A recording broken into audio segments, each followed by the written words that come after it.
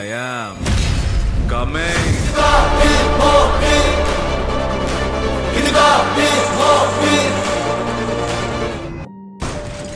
కార్లు బాగా కొట్టారు, ఇల్లు బాగా కొట్టారు, ఫ్యామిలీ మొత్తం బాగా స్ట్రగుల్ అయ్యారు, బాధపడ్డారు. విపరీతమైన దాడి, అసలు ప్రాణాలతో బతికుంటామా ఉండమా అనే అంత పెద్ద దాడి. ఆ దాడి తర్వాత కనురెప్ప పాటులోనే జైలు. మీరు జైలుకి వెళ్తారని అనుకున్నారు సార్? నేను ఈ ప్రభుత్వం అధికారంలోకి వచ్చిన దగ్గర నుంచి జైలుకి పంపుతారు అనేటువంటి దానిలో నేను బాగా ప్రిపేర్ అయ్యాను. 1972 అప్పుడు ఆంధ్రాలో ఉన్నవాళ్ళు మాకు ప్రత్యేక రాష్ట్రం ఆంధ్రప్రదేశ్ కావాలన్నారు, తెలంగాణ ఉన్నవాళ్ళు తెలంగాణ కావాలన్నారు. ఆ జయాంధ్ర మూమెంట్లో నేను ఉపన్యాసం, అప్పటి నుంచి 9th క్లాస్ చదువుకునేటప్పటి నుంచి నేను ఉపన్యాసాలు చెప్పడం అలవాటు, ప్రాక్టీస్. రాజకీయాల్లోకి వచ్చిన తర్వాత నా కంఠం మరింతగా పదునెక్కింది, విమర్శలకు కూడా పదునెక్కింది. కాంగ్రెస్లో ఎట్లా ఉంది సార్, ఇప్పుడు జగన్ గారి దగ్గర ఎట్లా ఉంది సార్? రాజశేఖర్ గారు చనిపోయిన తర్వాత కాంగ్రెస్ పార్టీ అధికారంలో ఉంటే కాంగ్రెస్ పార్టీలోనే ఉన్నారు చాలామంది. నేను కాంగ్రెస్ పార్టీని చీపమ్మని జగన్మోహన్ రెడ్డి గారి దగ్గర ఉంచాను. అది నాకు మంచి అవకాశాలు క్రియేట్ చేసింది. లేకపోతే వాళ్ళు ఎక్కడుండేవాడిని, నేను కాంగ్రెస్ పార్టీలో ఉంటే కాంగ్రెస్ పార్టీలో నాతో పాటు ఉన్న వాళ్ళు ఏమైపోయారు? మీరు రాజశేఖర రెడ్డి గారిని చూశారు, జగన్ గారిని చూశారు, వాళ్ళిద్దరి మీద వ్యత్యాసం మీకు ఎట్లా అనిపించింది? రాజశేఖర రెడ్డి గారు జగన్మోహన్ రెడ్డి గారిని పోల్చాలంటే జగన్మోహన్ రెడ్డి గారు ఆధునిక రాజశేఖర రెడ్డి.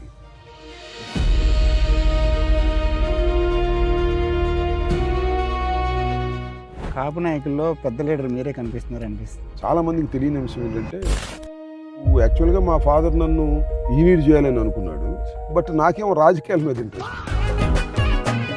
మీరు సంక్రాంతి వస్తే మాత్రం మామూలుగా ఉండదు సార్. మీరు నేను భోగి మంట వేసేటప్పుడు వందలాది వేలాది మంది ప్రజల్ని పిలుస్తాం, ఒక మంచి పాటను పాడిస్తాం, ఆ పాటకు నేను డ్యాన్స్ వేస్తాను. ముసలోడ్ డ్యాన్స్ అనేటప్పటికి స్పెషల్గా ఉంటుంది.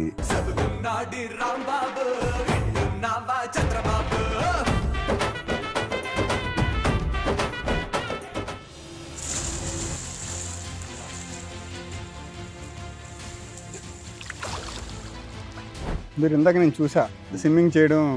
స్విమ్మింగ్ అంతకుముందు చెరువుల్లో కాలువల్లో స్విమ్మింగ్ అలవాటు, కానీ స్విమ్మింగ్ పూల్స్లో అలవాటు చేసుకున్నాను.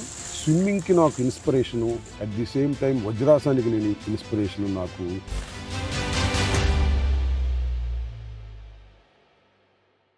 హలో అందరికీ. రాజకీయ నాయకుడిగా అంబటి రాంబాబు గారు అందరికీ తెలుసు, కానీ రాజకీయాలకు అతీతంగా ఆయన జీవితంలో ఎన్నో ఆసక్తికరమైన కోణాలు ఉన్నాయి. చిన్ననాటి నుంచి రాజకీయ ప్రస్తావన వరకు వైఎస్ఆర్ జగన్ గారితో అనుబంధం, పోలవరం కాపు ఉద్యమం, వ్యక్తిగత జీవితం, ఆరోగ్య రహస్యాలు, ఇలా ఎన్నో విషయాలు ఈ ప్రత్యేక ఇంటర్వ్యూలో మనం మాట్లాడుకుందాం. అయితే చాలామందికి తెలియని మరో విషయం కూడా ఉంది. రాజకీయాలు ఎంత చురుగ్గా ఉంటారో స్విమ్మింగ్ పైన కూడా అంతే మక్కువ చూపుతారు. ఆ ఆసక్తి వెనకాల ఉన్న కథ ఏంటి? ఆయన జీవితంలో తెలియని కోణాలను ఆయన మాటలోనే తెలుసుకుందాం. ఎలా ఉన్నారు సార్? చాలా రోజులు అవుతుంది మన ఇద్దరం కలిసి. చాలా రోజులు ఒకసారి ట్రెక్కింగ్ చేసాం సార్. అవును, ట్రెక్కింగ్ లో అప్పుడు నువ్వు కూడా వచ్చావు, షూటింగ్ చేసావు, చాలా బాగా. అది కూడా మా ఎయిర్లో చేసావు, బాగుంది. ఆ ఇంటర్వ్యూ కూడా చాలా బాగా వచ్చింది. కానీ మీ ఇంటర్వ్యూ చేయాలని నేను 1 year నుంచి ట్రై చేస్తున్నాను, ఇప్పుడు అవకాశం ఇచ్చేసారు మీరు. అంటే నీకు ఇంటర్వ్యూ బాగా చేయాలనే ఒక కోరిక ఉంటుంది, మంచి యాంబియన్స్, మంచి వాతావరణం ఇవన్నీ కావాలనుకుంటావు. ఎక్కడ పడితే అక్కడ చేయవు, లేకపోతే ఎన్ని ఇవ్వచ్చు ఇంటర్వ్యూస్. నిజమే. సార్ మీరు అంత గ్లామర్గా తయారయ్యడానికి ఏమన్నా రోజు ఫిట్నెస్ ఏమైనా చేస్తారా, లేకపోతే ఎట్లా సార్? నేను గ్లామర్గా ఉన్నానని నేనేం అనుకోను, మరి మీరు అనుకుంటే నాకేం అభ్యంతరం లేదు సార్. మరి పొలిటీషియన్ అందరికంటే మీరు స్టైలిష్గా ఉంటారు, గ్లామర్గా ఉంటారు సార్. అంటే నేను జనరల్గా నేను వజ్రాసనం వేస్తాను ఎవ్రీడే. సార్ అట్లీస్ట్ ఒక 15-20 minutes వేస్తాను. ఇంటి దగ్గర సార్? ఇంటి దగ్గర సార్. ఎక్కడ ఉంటే అక్కడ, హోటల్లో ఉంటే హోటల్లో, బయటికి వెళ్తే అలా. సంవత్సరానికి ఒక 3-4 months నేను స్విమ్మింగ్ చేస్తాను. మరీ వింటర్లో చేయలేను, చలిగా ఉంటుందని. At least 3 to 4 months every year ఎక్కడో చోట స్విమ్మింగ్ చేస్తాను సార్. సో అది కొద్దిగా స్విమ్మింగ్ చేయడం వల్ల కొంత ఫిట్నెస్ కూడా పెరిగేటటువంటి అవకాశం ఉంటుంది. ఈ మధ్యన వెయిట్ కూడా లాస్ అయ్యాను. అంటే మీరు ఇందాక నేను చూసా స్విమ్మింగ్ చేయడం చూసాను సార్, కానీ 40 minutes వరకు చేశారా సార్? ఇదివరకు అయితే నేను 1 hour 20 minutes చేసేవాడిని, ఇప్పుడు కొద్దిగా తగ్గించాను సార్. అంటే ఎక్కువసేపు చేస్తే కొద్దిగా మెడ నొప్పి అది వస్తుంది, అందుకని ఇప్పుడు 40 minutes or 45 minutes. అంటే ఎవరన్నా చేయడానికి ఒక 3 rounds 4 roundsలో కంప్లీట్ చేస్తారు. నేను చూసా 30-40 minutes చేశారు సార్ మీరు. చేస్తాను. నాకు అది చిన్నప్పటి నుంచి, అంటే చిన్నప్పుడు అంటే చాలా కాలం నుంచి అలవాటు. సార్ నేను ఎమ్మెల్యేగా ఉన్న దగ్గర నుంచి కూడా సార్ స్విమ్మింగ్ అంతకుముందు చెరువుల్లో కాలువల్లో స్విమ్మింగ్ అలవాటు, కానీ స్విమ్మింగ్ పూల్స్లో అలవాటు చేసుకున్నాను. సార్ అది సుమారు 30 ఇయర్స్ నుంచి కూడా 30 ఇంకా ఎక్కువ నుంచే ఉంటుంది. సార్ నాకు దీనికి స్విమ్మింగ్కి నాకు inspiration, at the same time వజ్రాసనానికి నేను ఇన్స్పిరేషను. నాకు కేంద్ర మంత్రి స్వర్గీయ పి శివశంకర్ గారు ఉన్నారు సార్, ఆయన వజ్రాసనం వేసేవాడు, స్విమ్మింగ్ కూడా చేసేవాడు. ఆయన చూసిన తర్వాత నేను వజ్రాసనం ఏ విధంగా వేయాలని, అదేవిధంగా స్విమ్మింగ్ కూడా చేయాలని నేను అనుకుని అక్కడ నుంచి ఇన్స్పైర్ అయ్యి ఆయన దగ్గర నుంచి చూసి, ఆయన ఫిట్నెస్ చూసి నేను స్విమ్మింగ్ నేర్చుకోవడానికి ప్రయత్నం చేశాను. స్విమ్మింగ్ అంటే స్విమ్మింగ్ పూల్స్లో. అప్పటి నుంచి స్విమ్మింగ్ కంటిన్యూగా చేస్తున్నాను. అంటే కంటిన్యూగా ఎవ్రీ డే కాకపోయినా ఇందాక చెప్పినట్టుగా yearly 3-4 months I'm doing swimming. మీరు ఏదన్నా మాట్లాడేటప్పుడు కానీ షార్ప్గా మాట్లాడతారు, అనుకుంటారా లేదా డైరెక్ట్ వచ్చేస్తారు? లేదు, నాకు బై ప్రాక్టీస్. నేను 10th క్లాస్ నుంచి కూడా ఉపన్యాసకున్నాను. చాలామందికి తెలియని అంశం ఏంటంటే 1972 అప్పుడు బహుశా మీరు పుట్టి ఉంటారు, చాలామంది కూడా పుట్టి ఉండకపోవచ్చు. అవునవును సార్. అప్పుడు ఆంధ్రప్రదేశ్ అప్పుడు 2 కలిసి ఉన్నాయి హైదరాబాద్ రాజధానిగా. అప్పుడు ఆంధ్రాలో ఉన్నవాళ్ళు మాకు ప్రత్యేక రాష్ట్రం ఆంధ్రప్రదేశ్ కావాలన్నారు, తెలంగాణ ఉన్నవాళ్ళు తెలంగాణ కావాలన్నారు. అది ఇందిరాగాంధీ టైంలో అది. అప్పుడు మర్రి చెన్నారెడ్డి తెలంగాణకి లీడర్షిప్ ఊహించాడు సపరేట్గా. అప్పుడు పివి నరసింహారావు గారు ముఖ్యమంత్రిగా ఉన్నారు. అప్పుడు నేను ఐఎమ్ స్టడీయింగ్ 9th క్లాస్. ఆ జయాంధ్ర మూమెంట్లో నేను ఉపన్యాసకుని సార్. అప్పటి నుంచి 9th క్లాస్ చదువుకునేటప్పటి నుంచి నేను ఉపన్యాసాలు చెప్పడం అలవాటు, ప్రాక్టీసు. అప్పుడు కూడా నన్ను చాలా బాగా మెచ్చుకునేవాళ్ళు. నాతో పాటు మన కనకమేళ్ళ రవీంద్ర కుమార్ అని పార్లమెంట్ సభ్యుడిగా చేశాడు. ఇప్పుడు కూడా లా సంబంధించినటువంటి ఒక కీలకమైన పదవిలో ఉన్నాడు. మేమిద్దరం అవనగడ్డలో చదువుకునేవాళ్ళం. అతను ఇంటర్మీడియట్ ఫస్ట్ ఇయర్, నేను 9th క్లాసు. మేమిద్దరం జంట కవుల్లాగా అప్పుడు ఉపన్యాసానికి వెళుతూ ఉండేవాళ్ళం. మమ్మల్ని అందరూ బాగా మెచ్చుకునేవాళ్ళు. ఆ రోజు నుంచి నాకు ఉపన్యాసంలో ఒక తర్ఫీదు ప్రారంభమైంది. ఆ తర్వాత ఇంటర్మీడియట్, తర్వాత డిగ్రీ, ఈ తర్వాత లా కాలేజీల్లో డిబేటింగ్ కాంపిటీషన్స్లో పాల్గొనేటువంటి అవకాశం. అప్పటికే నేను పాపులర్ డిబేటర్ని. అందువల్ల రాజకీయాల్లోకి వచ్చిన తర్వాత నా కంఠం మరింతగా పదునెక్కింది, విమర్శలకు కూడా పదునెక్కింది. సో బాగా మాట్లాడే వాళ్ళల్లో రాష్ట్రంలో నేను ఒకడిని, అన్ని పార్టీల్లో చూసి చాలామంది ఉన్నారు, వాళ్ళలో నేను కూడా ఒకడిని అనేటువంటి గుర్తింపు నాకు రావటం జరిగింది. కానీ మీరు ప్రెస్ మీట్లు మాట్లాడుతుంటే గంభీరంగా మాట్లాడతారు, పక్కన అంటే సెటైక్రియల్గా మాట్లాడతారు సార్. మీరు రాజకీయాల్లో హాస్యం ఉండాలి, సెటైర్ ఉండాలి, సీరియస్నెస్ ఉండాలి, ఘాటైన విమర్శ ఉండాలి. ఇవన్నీ కలపాలి తప్ప ఇప్పుడు సీరియస్గా ఉండ కూడా వర్కౌట్ కాదు. అందువల్ల బూతులు తిట్టాలనేది కాదు విషయం. మీరు చూశారు చాలా సందర్భాల్లో వెంకయ్యనాయుడు గారు కూడా చాలా సమావేశాలు చెప్పారు, సెటైర్ ఉండకపోతే శాసనసభలో కూడా సెటైర్ ఉండాలి, హాస్యం ఉండాలి, అన్నీ సమపాళల్లో ఉండాలి అనేది అది ఒక వాస్తవం. అందువల్ల బూతులు తిట్టి ఎదుటివాడిని బాధ పెట్టడం, అగ్లీగా మాట్లాడటం సరైనది కాదనేది కూడా అందరికీ తెలిసినటువంటి సత్యమే. సో ఆ రకంగా నా దగ్గర సెటైర్ ఉంటుంది, హాస్యం ఉంటుంది, వ్యంగ్యం ఉంటుంది. ఆ వ్యంగ్యం కొంతమంది నొచ్చుకోవచ్చు, బూతే ఉండదు, వ్యంగ్యం ఉంటుంది. సరే, ఇవన్నీ కలిపితేనే ఉంటాయి. సహజంగా మనకి ఎవరి మీద కక్ష ఉండదు కదా. రాజకీయంగా మనం వ్యంగ్యంగా మాట్లాడతాం, సెటైరిక్గా మాట్లాడతాం. మీరు సినిమా ఏదో చేసినట్టున్నారు సార్. అవి చిన్న చిన్న వేషాలు. ఏదో నేను ఎమ్మెల్యేగా ఉన్నప్పుడు ధర్మవరపు సుబ్రహ్మణ్యం గారని హాస్యనటుడు ఉండేవాడు, డైరెక్షన్ కూడా చేశాడు ఒక సినిమాకి. దానిలో ఆయనతో పాటు వెళ్ళినప్పుడు 1-2 వేషాలు. స్టేజ్ నాటకాలు కూడా వేశారు సార్. స్టేజ్ నాటకాలు కూడా మేము కాలేజీలో చదువుకునే రోజుల్లో ఇన్మిచు చిన్న చిన్న వేషాలు, కాలేజీ వార్షికోత్సవాలకి అట్లా వేసాం. ఏకపాత్ర అభినయాలు, నాటికలు, నాటికలు వేసాం. అంటే కాలేజీలో జరుగుతుండే కదా, ఇప్పుడు జరుగుతుండే తెలియదు కానీ కాలేజీలో నాటికలు జరుగుతుండే. ఈ సినిమా చేస్తారని అంటున్నారు మరి. నాకేం పెద్ద ఇంట్రెస్ట్ లేదు సినిమా. అంత తీరిక లేదు, అంత వయసు లేదు, అంత అవసరం కూడా లేదు. సినిమా కన్నా ఇప్పుడు పాపులర్ పాలిటిక్స్ అయిపోయి రోజు టీవీలో కనపడతాయి. బయోపిక్ ఎవరైనా చేస్తానంటే ఒప్పుకుంటారు? అంత బయోపిక్ చేసే అంత గొప్ప వ్యక్తిని కాదు నేను. అందువల్ల ఎవరు చేయరు మనం అనుకోవడం తప్ప. అంత బయోపిక్ చేయాల్సినంత గొప్ప వ్యక్తిని కాదు. మీరు సంక్రాంతి వస్తే మాత్రం మామూలుగా ఉండదు సార్ మీరు. అది that is a different matter. సంక్రాంతికి నేను డ్యాన్స్ వేయటం, ఒక పాటకు డ్యాన్స్ వేయటం, సంక్రాంతి సంబరాలు బాగా చేయటం. రాష్ట్రం మొత్తం సంక్రాంతి చేసుకుంటే మీ ప్రోగ్రామ్ ఏం పెడతారు స్పెషల్గా ఉంటుంది? డ్యాన్స్ కోసం చాలామంది ఎదురు చూస్తారు న్యాచురల్. ఇప్పుడు సంక్రాంతికి అనేటప్పటికి ఏముంటుందంటే ఎంటర్టైన్మెంట్స్ ఎక్కువ ఉంటాయి, కొత్త సినిమాలు రిలీజ్ అవుతాయి. భోగి రోజున ఉదయం భోగి మంటలు వేస్తారు, భోగి మంటలు వేస్తున్నప్పుడు అందరికన్నా ఘనంగా భోగి మంట వేసేది ఈ రాష్ట్రంలో నేను ఒకడిని. ఏదో 2-3 ఫ్యామిలీ వేయటం కాదు. నేను భోగి మంట వేసేటప్పుడు వందలాది వేలాది మంది ప్రజల్ని పిలుస్తాం. అక్కడ ఒక చిన్న బ్రేక్ఫాస్ట్ అరేంజ్ చేస్తాం. ఒక మంచి పాటను పాడిస్తాం. ఆ పాటకు నేను డ్యాన్స్ వేస్తాను. ముసలోడు డ్యాన్స్ అనేటప్పటికి స్పెషల్గా ఉంటుంది. అది పొలిటికల్ లింకప్ అయి ఉంటుంది. కానీ బాగా చేస్తారు. బాగా చేయబట్టి మొన్న నా మీద తెలుగుదేశం వాళ్ళు కక్ష పెట్టారు. దానిలో మీరు మొన్న సంక్రాంతికి చెబుతున్నాడు ఈ రాంబాబు, వింటున్నావా చంద్రబాబు పాట అని ఒక ట్యూన్ ఒకటి, వచ్చేది జగనన్నే, మీ కూటమిని కూల్చేది జగనన్నే, మీ రెడ్ బుక్ మా కుక్క కూడా లెక్క చేయదని పాటలో పొందుపరిచి మాట్లాడితే అది పాట సంక్రాంతికి సంబంధించింది. ఏమీ అనలేరు, కక్ష పెట్టుకున్నారు. ఎక్కడ దొరుకుతారని చూశారు, మనం తీసుకెళ్ళి లోపలేశారు. ఇంతకన్నా ఏముంది? పాటలు కూడా పాడతారు. పాటలు నేను పాడు, నాకు అలవాట్లేదు. ఆ టోన్ కూడా కాదు, నాకు ఉపన్యాసం టోనే కానీ పాటల టోన్ కాదు. మీరు డాన్స్ బాగా వేస్తారు సార్. అది అప్పటికప్పుడు వేసేది. I'm not preparing. ఇప్పుడు కూడా ప్రిపేర్ అయ్యి డ్యాన్స్ ఎప్పుడు వేయను నేను. ఆ పాటకు తగ్గట్టుగా అప్పటికప్పుడు వేస్తాను. మనసులో అనుకుంటుంటాను ఎలా వేస్తే బాగుండును ఆ పాట వింటున్నప్పుడు.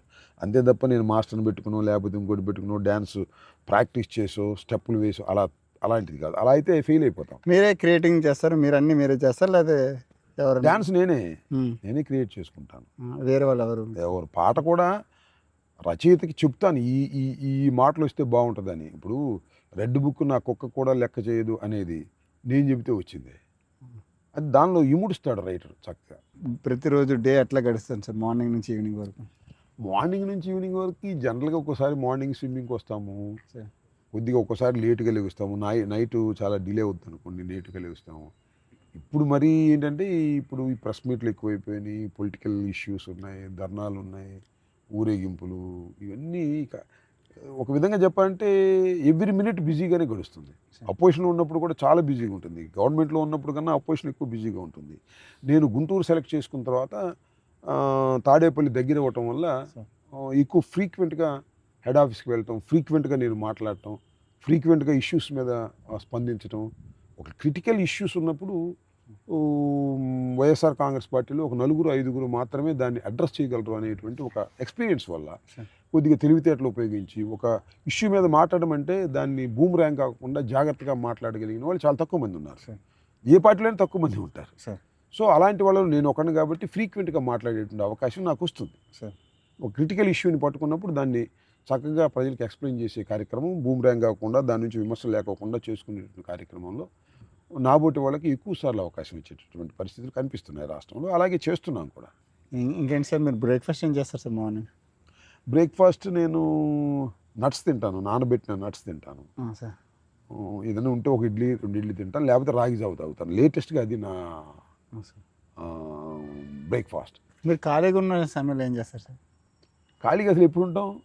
ఈ రోజులు అంటే వీక్లో 1 డే అని కూడా అంతా కూడా వీడియోలు చూస్తూ నేను మాట్లాడి చూడటం, ఎవరన్నా మాట్లాడి చూడటం, అంతే తప్ప ఇప్పుడన్నా సినిమాలకు వెళ్ళటం. సినిమాలు కూడా వెళ్తారు? ఏ సినిమాకి వెళ్తారు? పుష్ప చూసాం సార్. ఇంపార్టెంట్ మూవీస్ అన్నీ కూడా చూస్తాను నేను. ఎవరు ఇష్టం సార్ మీకు హీరోలో? నాకు జనరల్గా పూర్వం అఖిల నాగేశ్వరరావు, తర్వాత ఇప్పుడు చిరంజీవి. చిరంజీవి అంటే ఇష్టం సార్. మీరు ఫోన్లో గట్రా మాట్లాడుతుంటారు సార్? చిరంజీవితో ఫోన్లో ఏం మాట్లాడాను కానీ చిరంజీవితో పరిచయం ఉంది, కనపడినప్పుడు మాట్లాడతాం. మొన్న పెళ్ళిలో కనపడినప్పుడు కూడా మాట్లాడాను. వైరల్ అయినట్టు బాగా వీడియోలు ఆ రోజు. జనరల్గా చిరంజీవి గారితో కలిసినప్పుడు వైరల్ అవుద్ది కదా. చిరంజీవి గారు ఏమో పవన్ కళ్యాణ్ గారి అన్నగారు, మరి నిత్యం పవన్ కళ్యాణ్ గారిని చంద్రబాబు నాయుడిని విమర్శిస్తున్న వాళ్ళు చిరంజీవి గారితో కలిశారనేటప్పుడు కొద్దిగా వైరల్ అవుద్ది. మీరు అమెరికా వెళ్ళినప్పుడు ఏదో కుకింగ్ గట్రా చేశారు కదా సార్? సరే, అదన్నీ సరదా. ఆమ్లెట్ వేయటము, లేకపోతే కుకింగ్ చేయటము, యాపిల్స్ కోయటము, లేకపోతే ఇంకోటి చేయటము, ఇవన్నీ కూడా ఒక రకంగా హాబీగా. ఇప్పుడు ఎప్పుడైతే మనం ఇక్కడ నుంచి దూర ప్రాంతానికి వెళ్ళామో లీజర్ టైమ్ ఈజ్ మోర్. అప్పుడు వివిధ ప్రాంతాలకు వెళ్ళినప్పుడు ఆ ప్రాంతాల్లో ఏమి ఉన్నాయో వాటిని చూడటం, అవన్నీ వీడియోస్ చేయటం, అవన్నీ నా యూట్యూబ్లో పెట్టడం, అది ఒక సరదాగా ఉంటుంది. ప్రయాణంలో సరదా. అంటే మీరు ఏ పని చేసినా సరదాగా చేస్తారా, అది క్రియేట్ చేసుకుంటారా? అంటే సరదాగా చేస్తాము, ఆపర్చునిటీ ఉన్నప్పుడు క్రియేట్ చేసుకుంటాము. దానిలో సరదా, ఒక ఆలోచన ధోరణి, సమాజం పట్ల లేదా జీవితం పట్ల ఒక అవగాహన, ఒక ఆలోచన ఉన్నప్పుడు కొత్త క్రియేట్ చేసుకుంటాం. లీజర్గా ఉన్నప్పుడు రకరకాల క్రియేట్ చేసుకుంటాం.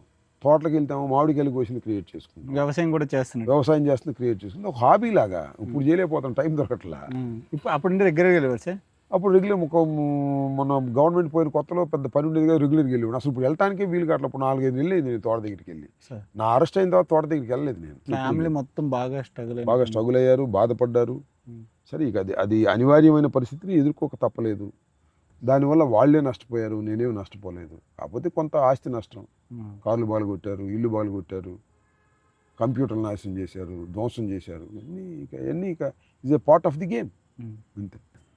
సార్ జైలుకి వెళ్ళక ముందు, జైలుకి వచ్చిన తర్వాత ఎట్లా ఉంది సార్ మన? ఈ జైలుకి వెళ్ళక ముందు, జైలుకి వెళ్ళిన తర్వాత అంటే ఇంతకన్నా ఏం జరిగిద్ది అనేటువంటి ఒక ఈజీనెస్ వచ్చేసింది.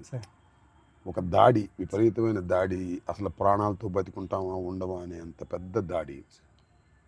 ఆ దాడి తర్వాత కనురెప్పపాటులోనే జైలు, బెయిల్ వస్తుందా రాదా అనేటువంటి ఒక టాకు. అయినా దాన్ని ధైర్యంగా ఎదుర్కోవాలి యాజ్ ఏ పొలిటీషియన్ అనే ఉద్దేశంతో ధైర్యంగా ఎదుర్కొన్నాను. ఆ తర్వాత కాన్ఫిడెన్స్ పెరిగింది ప్రజల్లో నాకు. అరే ఇన్ని కష్టాలు వచ్చినా ధైర్యంగా వైఎస్ఆర్ కాంగ్రెస్ పార్టీలో జగన్మోహన్ రెడ్డి వెంట నిలబడ్డాడు అనేటువంటి ఒక మంచి పేరు కన్నా ఏముంటుంది, డబ్బు ఉంటే మనం వెళ్తా తీసుకెళ్ళలేము. ఒక పేరు రావడంలో కూడా ఒక సంతృప్తి ఉంటుంది.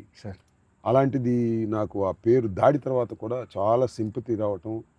రాంబాబు ఏం తప్పు చేశాడని ఇన్ని రోజులు జైల్లో పెట్టారు, ఏం తప్పు చేశాడని ఇంత దారుణంగా దాడి చేశారు, ఆయన కుటుంబం మీద ఎందుకు దాడి చేశారు అనేటువంటి మాటలు చాలా చర్చనీయాంశమైనవి రాష్ట్రంలో. తెలుగువాడు ఎక్కడుంటే అక్కడ చర్చనీయాంశమైనవి. సో జైలు తర్వాత నాలో ఏం మార్పు రాలా, నన్ను చూడటంలో మార్పు వచ్చింది ప్రజల్లో. జైలుకి వెళ్ళినా కూడా ఇతను ఏమీ తగ్గలేదు, తన స్వరంలో మార్పు రాలేదు. వైఎస్ఆర్ కాంగ్రెస్ పార్టీని, జగన్మోహన్ రెడ్డి గారిని అదే ధోరణిలో ప్రజల్లోకి తీసుకువెళుతున్నాడు. ప్రభుత్వాన్ని కూడా అదే స్థాయిలో విమర్శించడమే కాక ఇంకొద్దిగా పెరిగి కూడా విమర్శిస్తున్నాడు అనేటువంటి మాట ప్రజల్లో చాలా బాగా వచ్చింది. ఎప్పుడైతే టైం గడుస్తుందో, 2 సంవత్సరాలు అయిపోయింది, ప్రభుత్వంలో తప్పుల మీద తప్పులు బయటపడిపోతున్నాయి. సో నేను ధైర్యంగా వాటిని అటాక్ చేస్తున్నాను. అందువల్ల కూడా ప్రజల్లో రాంబాబు గారు జైలుకి వెళ్ళినా ఏవి జడవకోకుండా ధైర్యంగా విమర్శ చేస్తున్నాడు అనేటువంటి మాట కూడా రావడం చాలా సంతోషంగా నేను భావిస్తున్నాను. సార్ బాగా బాధపడ్డారు సార్? నేనేం బాధపడలేదు. జైలుకి వెళ్ళినా కూడా నేను బాధపడలే. నేను అప్పుడే చెప్పాను, జైల్లో ఆ జీవితాన్ని ఎంజాయ్ చేశాను. నేను మిడిల్ క్లాస్ నుంచి వచ్చినవాడిని, కింద పడుకుని వచ్చినవాడిని. నేను ఆంధ్ర యూనివర్సిటీలో అనాథరైజ్డ్గా ఉండేవాడిని. అప్పుడు మిడిల్ క్లాస్ అవటం వల్ల నేను పక్కన ఎన్విపి లా కాలేజీలో వైజాగ్లో చదువుతుంటే రెంట్ కట్టుకోలేక ఒక ఫ్రెండ్ రూమ్లో అనాథరైజ్డ్గా దొంగతనంగా ఉండేవాడిని, కిందే పడుకునేవాళ్ళం. అలాంటి జీవితాన్ని అనుభవించాం స్టూడెంట్ లైఫ్లో. సరే ఈ ఎమ్మెల్యే అయిన తర్వాత కొద్దిగా అన్ని ఫెసిలిటీస్ ఏర్పాటు చేసుకునే అవకాశం కలిగింది. కూడా మీరు ఎక్స్పెక్ట్ అదే అనుకున్నారు సార్? అసలు మీరు జైలుకి వెళ్తారని అనుకున్నారు సార్? నేను ప్రిపేర్ అయి ఉన్నాను. నేను ఈ ప్రభుత్వం అధికారంలోకి వచ్చిన దగ్గర నుంచి ఏదో ఒక సందర్భంలో నన్ను జైలుకి పంపుతారు అనేటువంటి దానిలో నేను బాగా ప్రిపేర్ అయి ఉన్నాను. కాకపోతే దాడి చేస్తారని మాత్రం నేను నెవర్ ఎక్స్పెక్టెడ్. ఎందుకంటే నేను విమర్శిస్తున్న దాటిని వాళ్ళు ఎదుర్కోలేక నా మీద కేసులు పెట్టాలనుకుంటున్నాను. ప్రజెంట్ కూడా అదే జరుగుతుంది, ఇప్పుడు కూడా అన్ని చోట్ల అదే జరుగుతుంది కదా. ప్రభుత్వం ఏం చేస్తుంది అంటే వైఎస్ఆర్ కాంగ్రెస్ పార్టీని పోలీసు బలగాలను ఉపయోగించి, కేసులు ఉపయోగించి అణిచేస్తామని భ్రమపడుతున్నారు. అణచలేరు సరిగదా, మరింత పెరుగుతుంది వైఎస్ఆర్ కాంగ్రెస్ పార్టీ. 2 సంవత్సరాల్లో అనేక మందిని అరెస్ట్ చేశారు, అనేక మంది జైలుకి పంపించారు, అనేక మంది బెయిల్ తీసుకొచ్చారు. ప్రిపేర్ అయిపోతున్నారు అందరూ కూడా. పర్లేదు, వెళ్తాం జైలుకి, వస్తాం అనేటువంటి ఒక మొండి ధైర్యాన్ని వైఎస్ఆర్ కాంగ్రెస్ పార్టీ నాయకుల్లోనూ, క్యాడర్లోనూ, సోషల్ మీడియా కార్యకర్తలు కలుగుతుంది. ఏమైంది, 1 రోజు 2 రోజులు తర్వాత అలవాటు పడిపోతారు. అదే పరిస్థితి వాళ్ళ రాష్ట్రంలో వైఎస్ఆర్ కాంగ్రెస్ పార్టీ ఎదుర్కొంటుంది. ఎక్కడ వెనకడుగు వేయటం లేదు. అసలు నాకు తెలియగలుగుతారు, ఎవడన్నా జైలుకి వచ్చినోడు పార్టీ మారాడా, పారిపోయాడా, పోలేదు కదా, ధైర్యంగా ఎదుర్కొంటున్నారు. సార్ మీరు లా చదివారు కదా సార్? అంటే ఎలా చదివారు సార్? ఏంటి మీరు? యాక్చువల్గా మా ఫాదర్ నన్ను ఇంజనీర్ చేయాలని అనుకున్నాడు. బట్ నాకేమో రాజకీయాల మీద ఇంట్రెస్ట్. సో రాజకీయాల మీద ఇంట్రెస్ట్ ఉండేవాళ్ళు ఇంజనీర్ చదువుకోవటం కంటే లా చదివి ప్రాక్టీస్ పెడితే ప్రజలతో మమేకం అవ్వచ్చు, ఎమ్మెల్యే కావచ్చు, రాజకీయ నాయకుడు కావచ్చు అనేటువంటి ఒక కోరికతో నేను బిఏ చదివిన తర్వాత బిఎల్ విశాఖపట్నం ఎన్విపి లా కాలేజీలో చదివాను. చదివిన తర్వాత ప్రాక్టీస్ పెట్టిన 2-3 సంవత్సరాలకే నాకు కాంగ్రెస్ పార్టీలో టికెట్ వచ్చింది. సార్ ఎమ్మటే గెలిచాను. సార్ సార్ అక్కడ నుంచి నా రాజకీయ జీవితం ప్రారంభమైంది. ఆ తర్వాత మళ్ళీ సత్యనపల్లిలోనే గెలిచాను. సార్ 6 సార్లు పోటీ చేస్తే సార్ 4 సార్లు ఓడిపోయాను, సార్ 2 సార్లు గెలిచాను. సార్ మొన్న కూడా సత్యనపల్లిలో ఓటమి పాలయ్యాను. కాంగ్రెస్లో ఎట్లా ఉంది సార్? ఇప్పుడు జగన్ గారి దగ్గర ఎట్లా ఉంది సార్? కాంగ్రెస్లో ఇంకా నేను చిన్న నాయకుడిగానే ఉండేవాడిని. సార్ ఎందుకంటే రాజశేఖర రెడ్డి గారు ఇది జైన్ పర్సనాలిటీ. రాజశేఖర రెడ్డి గారు, అంతకుముందు విజయభాస్కర్ రెడ్డి గారు, చెన్నారెడ్డి గారు, జనార్దన్ రెడ్డి గారు, వీళ్ళందరూ ఉన్నప్పుడు నేను రాజకీయాల్లో ఉన్నాను.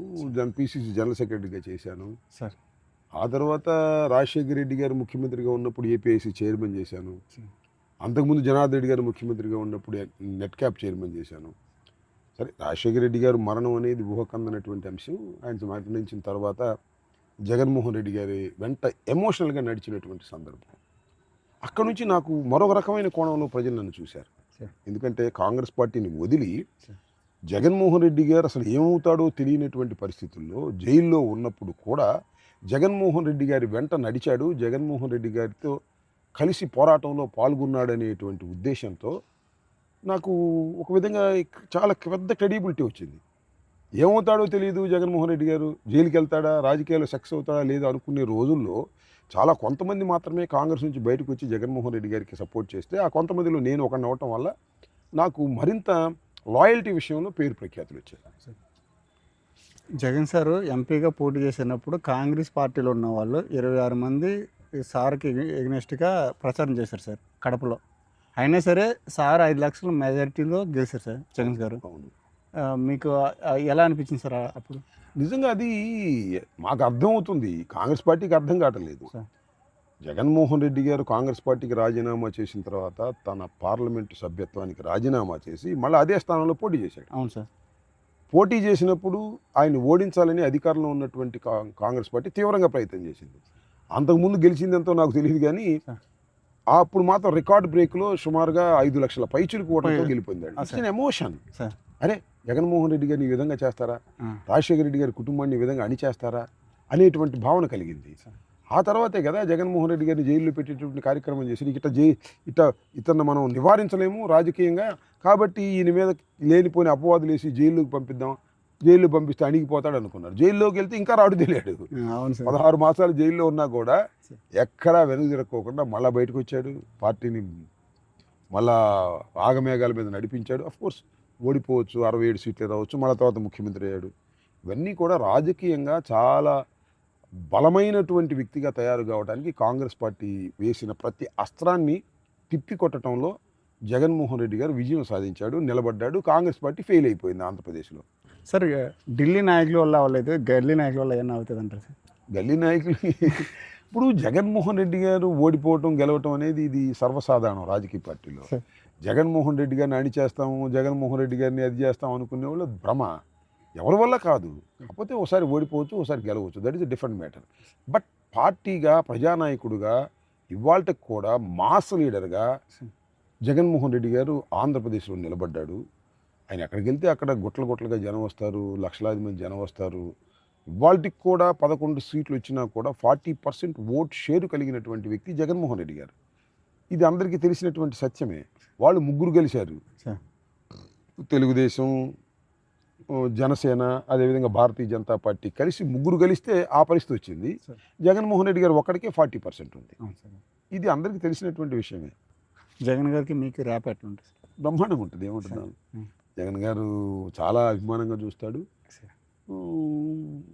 ఆయనకి నాకు ఇవాళ ఉంటుంది డే 1 నుంచి, పార్టీ పెట్టిన దగ్గర నుంచి, రాజశేఖర రెడ్డి గారి దగ్గర నుంచి ఆ కుటుంబంతో చాలా సన్నిహితంగా ఉండేటటువంటి అవకాశం, లాయల్గా ఉండేటువంటి అవకాశం నాకు కలిగింది. అది నా అదృష్టంగా భావిస్తాను. మీరు రాజశేఖర రెడ్డి గారిని చూశారు, జగన్ గారిని చూశారు, వాళ్ళిద్దరి మీద వ్యత్యాసం మీకు ఎట్లా అనిపించింది? రాజశేఖర రెడ్డి గారు వేరు, జగన్మోహన్ రెడ్డి గారు వేరు. రాజశేఖర రెడ్డి గారు జగన్మోహన్ రెడ్డి గారిని పోల్చాలంటే జగన్మోహన్ రెడ్డి గారు ఆధునిక రాజశేఖర రెడ్డి గారు. ఎందుకంటే కంప్యూటర్ యుగం, టెక్నికల్గా బాగా డెవలప్ అయిన యుగం. ఆ రోజుల్లో ఏముంటుంది, రాజశేఖర రెడ్డి గారు మా టైంలో సెల్ ఫోన్లు లేవు, ఫోన్లే లేని రోజులు. సెల్ ఫోన్ అంటే పెద్ద విచిత్రమైన విషయం. పేజర్లు చూసాం, సెల్ ఫోన్లు చూసాం.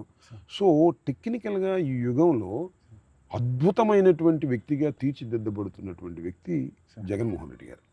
జగన్మోహన్ రెడ్డి గారు చాలా చిన్న వయసులోనే తండ్రి పోవటం, ఆయనకి రాజకీయాల్లోకి రావటం, ముఖ్యమంత్రి కావటం, చాలా ఆటుపోట్లు ఎదుర్కోవటం జరిగింది. చాలా పరిణితి చెందుతూ ముందుకు సాగుతున్నటువంటి వ్యక్తి జగన్మోహన్ రెడ్డి గారు. రాబోయే రోజుల్లో 100 రాజశేఖర్ రెడ్డిల పెట్టి అవుతాడు జగన్మోహన్ రెడ్డి గారు. ఇది ఓన్ పార్టీ, ఇది రీజనల్ ఫోర్స్, అది కాంగ్రెస్ పార్టీ. దానిలో ఒక నాయకుడిగా పుట్టి, ఒక నాయకుడిగా ఎదిగి, మంత్రి చేసి, ముఖ్యమంత్రి కోసం ఫైట్ చేసి ముఖ్యమంత్రి అయ్యాడు. ఈయన డైరెక్ట్గానే మంత్రి ఏం చేయలేదే, మంత్రి కూడా ఏం చేయకోకుండానే ఆయన ఒకసారి శాసనసభ్యుడికి ఇచ్చాడు, తర్వాత ముఖ్యమంత్రి అయిపోయాడు. సో ఈయనకున్న opportunities are more than Rajasekhara Reddy garu. So ఈయన ఇంకా పటిష్టమైనటువంటి నాయకుడిగా తీర్చిదిద్దబడతాడనేది నాకున్న అవగాహన. రాబోయే కాలంలో రాష్ట్రానికి చాలా ఎనలేని సేవ చేసేటటువంటి అవకాశం జగన్మోహన్ రెడ్డి గారికి కలుగుతుంది. వాట్ ఈస్ ద మావగన్ సార్? చాలా సీరియస్ ఇష్యూ ఇది. సార్ విడిపోయినటువంటి రాష్ట్రానికి 1,00,000 కోట్లు 2,00,000 కోట్లు ఖర్చు పెట్టి ఒక గ్రీన్ ఫీల్డ్ టౌన్ను కట్టి, సిటీని కట్టి, దానికి రాజధానిగా ప్రకటించాల్సిన అవసరం అనేది లేదు. ఇది శుద్ధ తెలివి తక్కువ అవివేకమైన పని. కాకపోతే చంద్రబాబు నాయుడు గారు చేశారు కాబట్టి ఇది తెలివి తక్కువ పని, అవివేకమైన పని ఎవడు అనలేకపోతున్నాడు. జగన్మోహన్ రెడ్డి గారు అనగలిగాడు. ఏంది నాకు అర్థం కాలేదు. 2,00,000 కోట్లు ఖర్చు పెట్టి ఏముంది రాష్ట్రంలో? ఎక్సెస్ మనీ ఏమైనా ఉందా? లేదు కదా. తినటానికి తిండి లేని రాష్ట్రం ఇది ఒక విధంగా చెప్పాలంటే. సంక్షేమ పథకాలను అమలు చేయలేక పక్కన పెట్టారు. 47,000 కోట్ల రూపాయలు అప్పు తీసుకొచ్చి వాళ్ళు టెండర్స్ పిలిచారు. ఈ పూర్తి అవుతాయో లేదో తెలియదు. అంత అవసరమా ఈ రాష్ట్రానికి? ఇప్పుడు కూడా రాష్ట్రం విడిపోయినప్పుడు ఒక మంచి పట్టణాన్ని సెలెక్ట్ చేసుకోవాలి. తన ఇష్టం వచ్చిన పట్టణాన్ని సెలెక్ట్ చేసుకోవచ్చు. అలా కాకుండా కొత్త సిటీనే నిర్మిస్తానంటే, ఇప్పుడు మనం ఉమ్మడి మెడ్రాస్ నుంచి మనం విడిపోయాం. విడిపోయిన తర్వాత హైదరాబాద్తో కలిసాం. కలిసిన తర్వాత మనం ఏమైనా హైదరాబాద్ నిర్మించామా? నిర్మించలేదే. హైదరాబాద్ని సెలెక్ట్ చేసుకున్నాం. హైదరాబాద్ బెస్ట్ ప్లేస్, సెంటర్గా ఉంటుందని దాని రాజధాని అనుకున్నాం. అక్కడ కూడా అసెంబ్లీ కట్టలేదు మనం. అసెంబ్లీ కూడా నిజాం టైంలో ఎప్పుడో ఉంటే దాన్ని ఉపయోగించుకున్నాం. తర్వాత ఎన్టీ రామారావు కూడా వచ్చిన తర్వాత అసెంబ్లీ కట్టారు, సెక్రటేరియట్ల తర్వాత నిదానం కట్టారు. అట్లా నిదానంగా డే బై డే అభివృద్ధి చెందవలసినటువంటి రాజధానిని వాళ్ళు చంద్రబాబు నాయుడు గారు తీసుకొచ్చి టక్కన రాజధాని ఇక్కడ కట్టేస్తాను, దీనికి డబ్బులు ఇంత తీసుకురావాలి, ఇంత అప్పు తీసుకురావాలి, ఇంత పొలం కావాలి అంటే ఏంటి అన్యాయం? చాలా అవివేకమైన దుర్మార్గమైన పనిది. ఇది రాష్ట్రాన్ని కుంగదీస్తున్నటువంటి సమస్య. ఆయనేమో పట్టుదల పెట్టాడు. నేను వచ్చినప్పుడల్లా మీరు అమరావతిని ఇది చేస్తానని. ఏం చేస్తాడు? ఇది ఇప్పుడు కూడా అమరావతి పూర్తి కాదు. ఆయన ఇంకా 3 సంవత్సరాలు ఉంది. 3 సంవత్సరాలు దిగిపోవడం ఖాయం. ఈ లోపల అతను పూర్తి చేయలేడు. మావిగానే దిక్కు. మావిగానే నువ్వేం చేయాల్సిన అవసరం లేదు. ఆటోమేటిక్గా డెవలప్ అయి ఉన్నటువంటి ప్రాంతాన్ని మనం సెలెక్ట్ చేసుకున్నాం అంతే. ఈ కారిడార్ లాగా ఉంది. మచిలీపట్నం, విజయవాడ, గుంటూరు చేసి కారిడార్. బ్రహ్మాండమైన రోడ్స్ ఉన్నాయి. ఇక్కడ బయలుదేరితే అక్కడికి 1.5 వెళ్ళిపోతాం మచిలీపట్నం, లేకపోతే 2 hours అంతే. ఏంది ఇది? ఒక పక్క నుంచి ఒక పక్క వెళ్ళడానికి 2 hours మావిగన్లో, హైదరాబాద్లో లాగానే. కానీ తెలివి తక్కువ అవివేకమైన పని చేసి ఈ రాష్ట్రాన్ని సర్వనాశనం చేసే బాటలో నడుపుతున్నాడు చంద్రబాబు నాయుడు గారు. ఇక్కడ గుంటూరు, అమరావతి వాళ్ళ ప్రజలు కూడా సపోర్ట్ చేస్తారు. చివరికి వాళ్ళు కూడా సపోర్ట్ చేస్తారు. ఎందుకంటే ఆ భూములకు సరైనటువంటి విలువ లేదు ఇవాళ. ఆ భూములకు సంబంధించి ప్లాట్లు ఇవ్వటం లేదు, వాళ్ళకి సరిగా కాంపెన్సేషన్ ఇవ్వటం లేదు. వాళ్ళు చెప్పుకోలేని పరిస్థితిలో ఉన్నారు. కాబట్టి ప్రభుత్వానికి భూములు ఇచ్చారు కాబట్టి ఈ అమరావతి ఈ పైకి లేగిస్తే బాగుండు, అమరావతి బాగుంటే అభివృద్ధి చెందితే బాగుండు అనుకుంటున్నారు. అమరావతి అభివృద్ధి చెందదనే వాస్తవాన్ని ఇంకా 3 సంవత్సరాల తర్వాత వాళ్ళు తెలుసుకుంటారు. అసలు మీరు చూశారు లేదో, చంద్రబాబు నాయుడు గారు వస్తే అమరావతి అద్భుతంగా భూముల రేట్లు పెరిగిపోతాయి, గుంటూరులో భూముల రేట్లు పెరిగిపోతాయి, విజయవాడలో భూముల రేట్లు పెరిగిపోతాయి అన్నారు. ఏం పెరిగినాయి? ఉండే తగ్గిపోయినాయి. అసలు ట్రాన్సాక్షన్ లేదు. అపార్ట్మెంట్స్ కొనేవాళ్ళు లేదు, భూములు అమ్మేవాడే తప్ప కొనేవాళ్ళు లేడు. అంతకుముందు ₹1,00,000 ఉంటే ఇది 50 లక్షలు పడిపోయింది. అంతా ఈ మరి ఒకే రాజధాని ఉంటే మరి పెరగాలి కదా, ఎందుకు పెరగట్లేదు? ప్రజలకు విశ్వాసం లేదు. ఈ చంద్రబాబు నాయుడు గారు ఈ రాజధానిని డెవలప్ చేస్తాడు, పూర్తి చేస్తాడనే నమ్మకమే లేదు. ఎక్కడో మునిగిపోద్ది అని అనుకుంటున్నారు. ఇది వాస్తవం. మీరు మొన్న వెళ్ళారు కదా, మీ పైన కూడా దాడి చేసినట్టున్నారు. మనం అందరి మీద దాడులు చేశారు, రెచ్చగొట్టారు. ఎవరినో రెఫ్రాఫుల్ని పోగేశారు. రెఫ్రాఫుల్ని పోగేసి మా మీద కోడిగుడ్లు, రాళ్ళు, కార్లు పగలగొట్టడం చేసి మా మీద కేసులు పెట్టారు. అది చిత్రం. మా మీద ఎస్సీ అట్రాసిటీస్ కేసు పెట్టారు, ఎస్సీ ఎస్టీ అట్రాసిటీస్ కేసు. మేము వెళ్తే మమ్మల్ని అడ్డుకుని మా కార్లు పగలగొట్టి మా మీద కోడిగుడ్లు వేసి మా మీద రాళ్ళు వేసి పోలీసులు మా మీద కేసు పెట్టారు. చిత్రం ఇది. కానీ అంత ధైర్యం ఎక్కడి నుంచి వస్తుంది సార్ మీకు? అంటే దూసుకొని వెళ్ళిపోతారు మీరు? అంటే చిన్నప్పటి నుంచి దూసుకుని వెళ్ళిపోవటం కాదు, ఆప్షన్ ఏముంది? ఇంకా ధైర్యంగా నిలబడటం తప్ప ఆప్షన్ ఏముంది? ఇప్పుడు నా ఇంటి మీద దాడి చేశారు, పారిపోలేను కదా. ఈ వయసులో ఇంత నాయకత్వం ఊహించినటువంటి వ్యక్తిగా పారిపోలేను, నాకు ఆప్షన్ లేదు, ధైర్యంగా ఎదుర్కోవటమే. మొన్న వెళ్ళాము, ఆప్షన్ లేదు, ఎదుర్కోవటమే. జైల్లో పెట్టారు, ఆప్షన్ లేదు, ఎదుర్కోవటమే. ఆప్షన్ లేనప్పుడు ఇంకా 70 ఏళ్ళు బతికాము, ఇంక బతికేదంతా బోనస్, ఏం జరిగినా కూడా సిద్ధం అనేటువంటి ఒక తత్వాన్ని అలవర్చుకున్నాను నేను. ముద్దగడ పద్మనాభం గారు చనిపోయాడు, అవును, జిఎస్ రావు గారు చనిపోయాడు, అనేక మంది వయసు వచ్చినప్పుడు పోతాం, ఉట్టికట్టు ఊరేగలేం కదా. కాబట్టి ధైర్యంగా ఎదుర్కోవటం తప్ప మార్గం లేనటువంటి అనివార్యమైన పరిస్థితిని చంద్రబాబు నాయుడు గారు కల్పిస్తున్నప్పుడు ధైర్యాన్ని ప్రదర్శించుకుని ముందుకు పోవటం తప్ప మార్గం లేదని భావిస్తున్నాను నేను. కాపు నాయకుల్లో పెద్ద లీడర్ మీరే కనిపిస్తున్నారు అనిపిస్తుంది. అలా ఏం కాదు, కాపు అంటే నాయకులు మొన్నటి వరకు వంగవీటి రంగా గారు, ముద్రగడ పద్మనాభ గారు, తర్వాత మీరు అలాగే ఇంకా చాలామంది ఉన్నారు. బొత్స సత్యనారాయణ గారు ఉన్నాడు, త్రిమూర్తులు గారు ఉన్నారు, ఇంకా చాలామంది ఉన్నారు, లేరని నేను అంటాం లేదు. కానీ కాకపోతే ఏంటంటే మొన్న నన్ను అరెస్ట్ చేయటం, కొట్టడం వల్ల కాపులు అరే ఏంట్రా మనల్ని ఇట్లా చేశారు అన్యాయంగా అనేటువంటి ఒక భావన అన్ని పార్టీల్లో ఉన్నటువంటి కులస్తుల్లో రావటం జరిగింది. చాలామంది అగ్గిరికి వచ్చారు. కొంతమంది అయితే ఫోన్లో మేము రాలేమని జనసేనకు సంబంధించిన వాళ్ళు, పవన్ కళ్యాణ్ గారు ఏమైనా అనుకుంటారులేండి మేము రాలేమని మాట్లాడిన వాళ్ళు ఉన్నారు. తెలుగుదేశంలో ఉన్నవాళ్ళు కూడా ఖండించిన వాళ్ళు ఉన్నారు. ఇవన్నీ బయటికి చెప్పేటటువంటి అంశాలు కాదు. కానీ అంబటి రాంబాబు అనేవాడు ఫ్యాక్షనిస్ట్ కాదు, దుర్మార్గుడు కాదు, రౌడీయిజం చేయలేదు. అతన్ని ఈ రకంగా ఇంటి మీద పడి భార్యా పిల్లలని అతన్ని ఈ రకంగా అవమానించటం, కొట్టడం, చంపడానికి ప్రయత్నం చేయటం అనేది దారుణమైనటువంటి అంశం అనేది అందరూ సర్వత్రా అన్ని వర్గాల ప్రజలు, అన్ని పార్టీలకు చెందిన నాయకులు ఒప్పుకుంటారు. బయటపడేవాళ్ళు కొంతమంది ఉంటారు, అది వేరే అంశం. సార్ కాపులకి ఏమైనా సరే మీరు ముందుంటారా? కాపులకి సంక్షోభం జరిగినప్పుడు, కాపులకు అన్యాయం జరిగినప్పుడు తప్పనిసరిగా నా పాత్ర ఉంటుంది. నా పాత్ర తప్పనిసరిగా ఉంటుంది.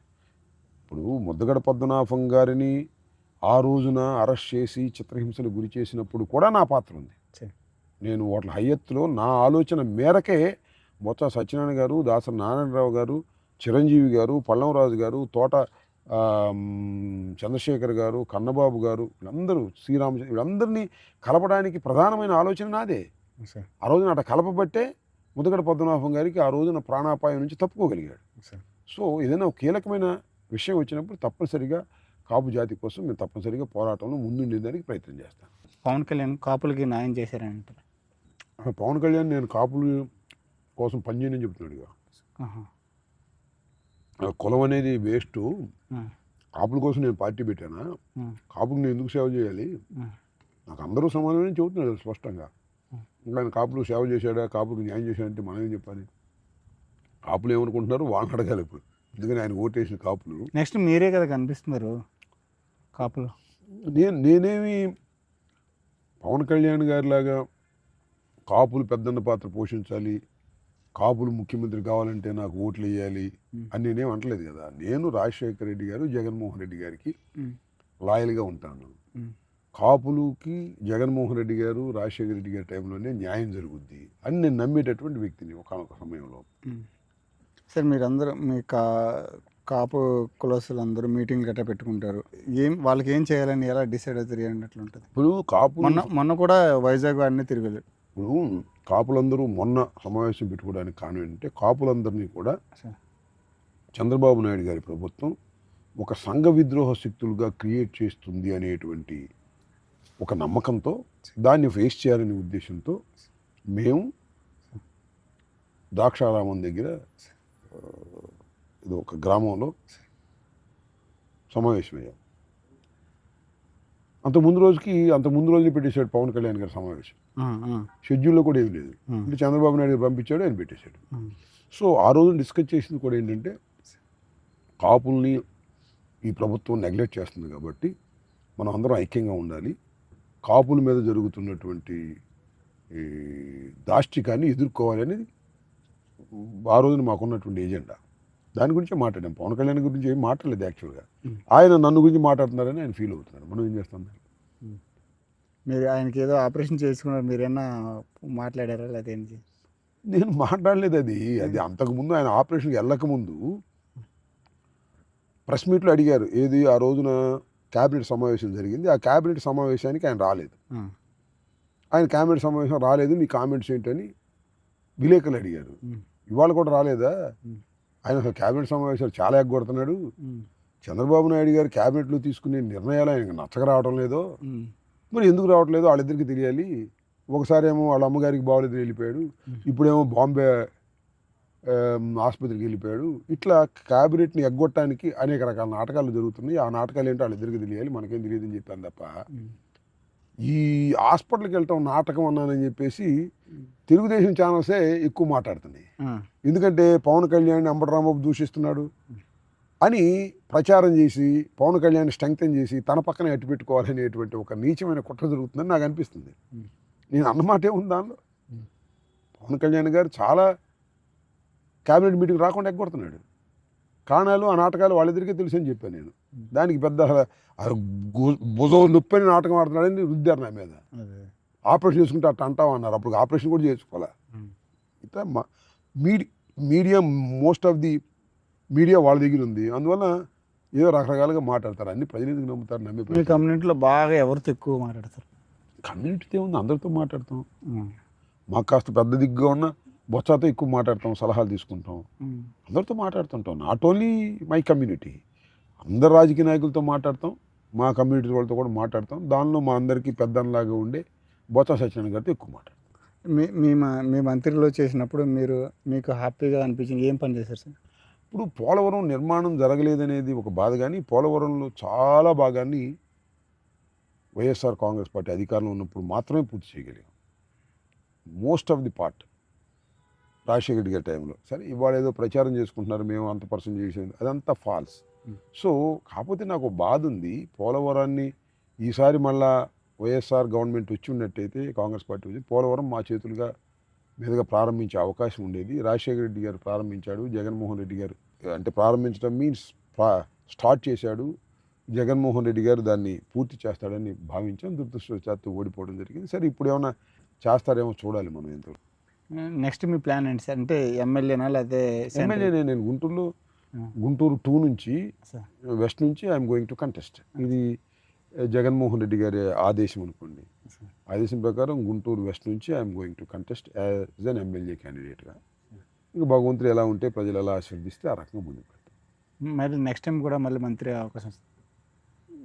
That is the choice. Jaganmohan Reddy గారి ఇష్టం, ఆయన విల్. ఆయన ఏం చెప్తే చేయడానికి తప్ప ఇంకా మార్గం ఏముంది? ఆయన ఏం చెప్తే చేస్తాం అంతే. మీరు కూడా అట్లా కష్టపడుతున్నారు కదా సార్ ఇప్పుడు? ఇంకోటి ఏంటంటే కష్టపడటం అని కాదు, అదొక ఇంట్రెస్ట్ నాకు. రాజకీయాలు అనే దాని మీద అత్యంత ప్రేమగా ఇంట్రెస్ట్గా ఉంటాను నేను. ఒక ప్రెస్ మీట్ మాట్లాడాలన్నా కూడా చాలా ఇంట్రెస్ట్ నాకు. ఈ ప్రెస్ మీట్లు అందరూ ఆకర్షించే విధంగా మాట్లాడాలి, విమర్శ కూడా సహేతుకంగా ఉండాలని ఎక్సైజ్ చేస్తాను నేను, ముందుగా అనుకుంటాను. సో అది అవుట్ ఆఫ్ మై ఇంట్రెస్ట్. రాజకీయాలు నా ఫ్యాషన్గా వచ్చాను నేను, అంతే తప్ప నేనే పెద్ద ధనవంతులే రాజకీయాలు రాలా. మీరు గమనిస్తే ఇటువరకు మిడిల్ క్లాస్ నుంచి రాజకీయ నాయకులు వచ్చేవాళ్ళు, ఇప్పుడు బాగా సంపాదించిన ఇండస్ట్రియలిస్టులు రాజకీయాల్లోకి వస్తున్నారు, పెద్ద పెద్ద రియల్ ఎస్టేట్ పీపుల్ రాజకీయాల్లోకి వస్తున్నారు. మేము డబ్బులు లేని రోజుల్లో రాజకీయాల్లోకి వచ్చి రాజకీయాల్లో క్లిక్ అయినటువంటి వ్యక్తులు, రాజకీయాల్లో సక్సెస్ అయ్యాం ఒక విధంగా చెప్పాలంటే. ఆల్వేస్ ఆన్ ది స్క్రీన్ కనిపిస్తున్నాం మేము. సో రాజకీయాలు అనేది ఒక ఫ్యాషన్గా వచ్చాం కాబట్టి కొంత జాగ్రత్తగా చక్కగా ప్రజల మధ్యన మెలగాలని, చక్కగా మాట్లాడాలని, కసిగా ఉండాలని అనుకుంటాం. అది మమ్మల్ని ఎలివేట్ చేస్తుంది. జగన్ గారి కోసం ఒక మాటలో చెప్పాలంటే ఏం చెప్పగలుగుతారు సార్? దృఢమైన నాయకుడు, మళ్ళా ముఖ్యమంత్రి కాబోతున్నాడు. ఎన్ని వస్తాయి అనుకుంటారు సార్? అది we cannot say confirm sir. అది 100%. అప్పుడు వాళ్ళే తెలుగుదేశం కూడా చెప్పుకుంటున్నారు ఈసారి మా గవర్నమెంట్ రాదు, మళ్ళీ జగనే ముఖ్యమంత్రి అవుతాను తెలుగుదేశం కూడా చెప్పుకున్నారు రాసి. అసలు మీకు అన్డౌటెడ్గా నెక్స్ట్ కూటమి ప్రభుత్వం ఓడిపోద్ది, జగన్మోహన్ రెడ్డి గారు ముఖ్యమంత్రి అవుతాడు. మరి మీకు మంత్రి పదవి that is left the Jaganmohan Reddy గారు. మనం ఏం చెప్తాం దాని గురించి మనం చెప్పలేము, చెప్పడం కూడా తప్పు. నెక్స్ట్ మీ తర్వాత ఎవరు సార్? ఇంకా రాజకీయాల్లో చూద్దాం, టైం విల్ డిసైడ్. ఇంకా అక్కడ దాకా వెళ్ళా నేను. సరే sir. Okay, thank you very much.